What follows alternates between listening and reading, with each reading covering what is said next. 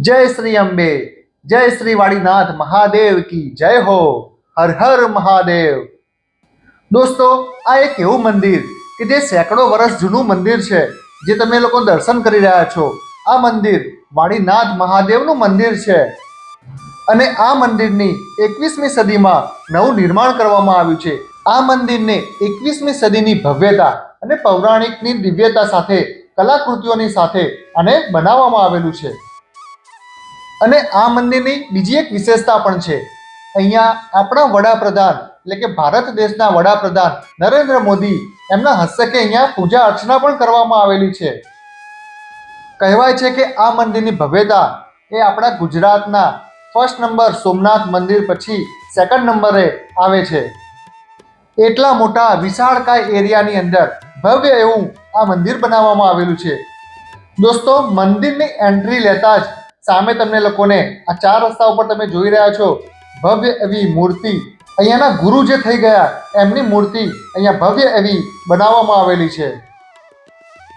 દોસ્તો, અત્યારે અમને લોકોને અહીંયા પહોંચતા સાંજ પડી ગઈ છે। હવે તમને લોકોને જે વ્યૂ બતાવવા જઈ રહ્યો છું મંદિરનો, એ તમને રાત્રિના સમયનો જે આની દિવ્ય એવી રોશની તમે સામે જોઈ રહ્યા છો મંદિરની, જે આખી કલાકૃતિ ચમકી રહી છે એનો વ્યૂ તમને લોકોને અત્યારે હું બતાવવા જઈ રહ્યો છું। અત્યારનો આખો વ્યૂ તમને લોકોને હું રાત્રિનો બતાવી રહ્યો છું, પરંતુ આપણે બીજી એક વખત અહીંયા આવીશું અને દિવસનો વ્યૂ આખી વિડીયો ફરીથી બનાવીશું અને તમને લોકોને આખા મંદિરના અને પરિસરના પણ દર્શન કરાવીશું। અત્યારે તમને લોકોને રાત્રિના સમયે ચમકતું ધમકતું તમને સામે દિવ્ય એવું મંદિર જોવા મળી રહ્યું છે અને જેની અંદર વાડીનાથ મહાદેવ વિરાજમાન છે, જેના તમને લોકોને દર્શન પણ અમે આ જ વિડીયોમાં તમને લોકોને દર્શન પણ અમે કરાવવાના છીએ। અને તમને લોકોને દોસ્તો એ પણ જણાવી દઉં કે આ જે મંદિર જે છે એ કઈ જગ્યાએ આવેલું છે। આ મંદિર જે છે ગુજરાતની અંદર આવેલ વિસનગર સિટી એટલે કે વિસનગર સિટીથી ઊંઝા તરફ જવાના રસ્તા ઉપર આવેલું છે। વિસનગરથી 13 કિલોમીટર દૂર અને ઊંઝાથી પણ 12 થી 13 કિલોમીટર દૂર તમે લોકો જશો તો આ બંનેના વિસનગર અને ઊંઝાની વચ્ચે જ આ મંદિરની સ્થાપના કરવામાં આવેલી છે। અને દોસ્તો, તમને લોકોને જણાવી દઉં કે આ મંદિર સેંકડો વર્ષ જૂનું છે, પરંતુ હમણાં જ આની પ્રાણ પ્રતિષ્ઠા એટલે કે નવું મંદિરનું ભવ્ય એવું મંદિર બનાવવામાં આવ્યું છે। અને એવું પણ કહેવામાં આવે છે કે ગુજરાતનું સૌથી મોટું એટલે કે સેકન્ડ નંબરનું મંદિર આ જે છે એ બનાવવામાં આવેલું છે।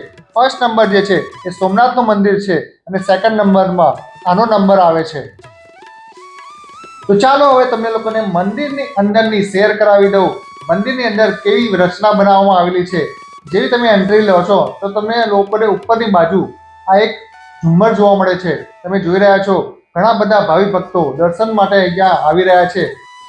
અત્યારે જ આરતીનો સમય ફિનિશ થયો છે અને ભાવિ ભક્તો દર્શન કરીને હવે રવાના થઈ રહ્યા છે। તમે જોઈ શકો છો ભવ્ય એવું મંદિરની ઉપર મંડપ બનાવેલા છે અને કોતરણી તમે જોઈ રહ્યા છો પૌરાણિક રીતે આખી કલાકૃતિ બનાવવામાં આવેલી છે, જે મંદિરની ભવ્યતા અને દિવ્યતા પૌરાણિક રીતે હોઈ શકે એ રીતની રચના આપે છે। તો ચાલો દોસ્તો, હવે તમને લોકોને શંકર ભગવાનના શિવલિંગના દર્શન કરાવી દઉં। અહીંયા જે બિરાજમાન છે એ છે વાડીનાથ મહાદેવ, જે સામે તમને લોકોને જોવા મળી રહ્યા છે, જેનું ખૂબ સુંદર એવું શિવલિંગ મૂકેલું છે। દિવ્ય એવું એમનું રૂપ તમને લોકોને જોવા મળી રહ્યું છે।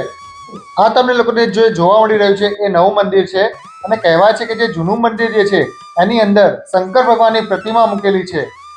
તો જલ્દીથી દોસ્તો, તમે લોકોએ અમારી ચેનલને સબસ્ક્રાઇબ ના કરી હોય તો એને પહેલાં સબસ્ક્રાઇબ કરી દેજો, વિડીયો લાઇક કરી દેજો અને વિડીયો પસંદ આવે તો એને શેર જરૂરથી કરી દેજો અને કોમેન્ટ બોક્સની અંદર જય જય વાડીનાથ મહાદેવ, હર હર મહાદેવ એ પણ લખી દેજો।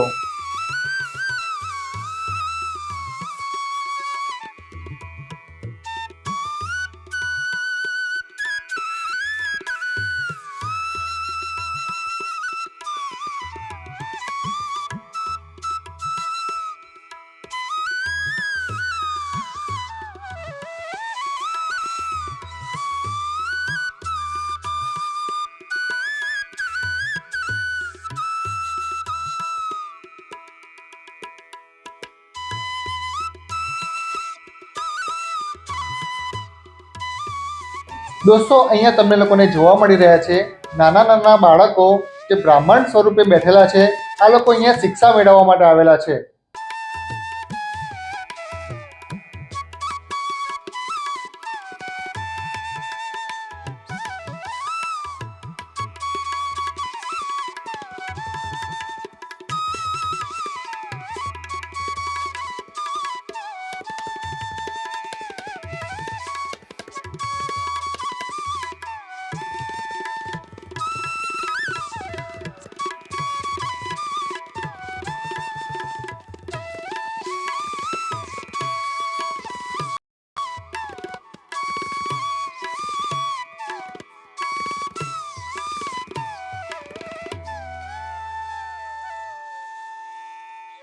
દોસ્તો, વાડીનાથ મહાદેવના શિવલિંગની બાજુમાં જ જમણી બાજુ શ્રી હિંગળાજ માતાજીનું મંદિર આવેલું છે અને લેફ્ટ સાઈડમાં તમને લોકોને દર્શન થવાના છે શ્રી દત્તાત્રેય ભગવાનના.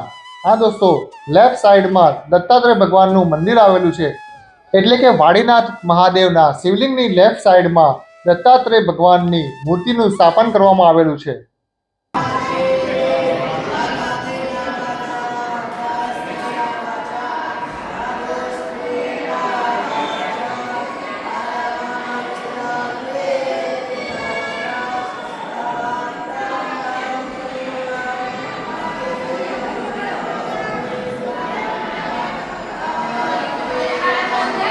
દોસ્તો, તમે લોકોને મંદિરની ભવ્યતા જોઈને જ તમને ખ્યાલ આવી જતો હશે કે મંદિર કેવડું મોટું છે.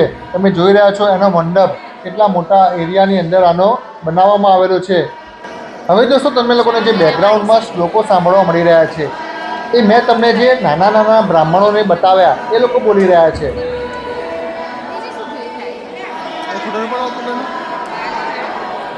હવે તમને લોકોને સામે જોવા મળી રહ્યા છે હનુમાન દાદાની મૂર્તિ. જેવા આપણે મંદિરની ઉપર એન્ટ્રી લઈ રહ્યા છીએ ત્યારે સામે આ હનુમાન દાદા દેખાય છે અને એની એક્ઝેક્ટ સામેની બાજુ ગણપતિ દાદાની મૂર્તિને સ્થાપન કરવામાં આવેલી છે. હવે દોસ્તો, તમને લોકોને સામે મોટી બિલ્ડિંગ જોવા મળી રહી છે એ છે હોલ, જેની અંદર ભોજનાલય છે. અને હા દોસ્તો, તમને લોકોને જણાવી દઉં કે આ જગ્યાએ બપોરના ટાઈમે અને રાત્રિના સમયે બંને સમયે અહીંયા ભોજનાલય કન્ટિન્યુઅસ ચાલુ હોય છે.